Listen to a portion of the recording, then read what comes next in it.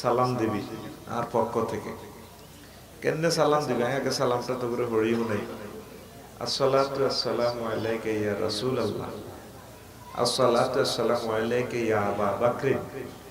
আসসালাতু আসসালামু আলাইকা ইয়া উমর যদি মনে থাকে হজে যাইলে নবীজির রওজাটা সালাম এটা পৌঁছাইছে বেলুজের আফসারি কোদার কাটা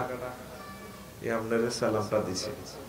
আমরা সালাম দেওয়াতে একটা ভুল করি সুন্দর মাসালা বলে দিচ্ছি কিন্তু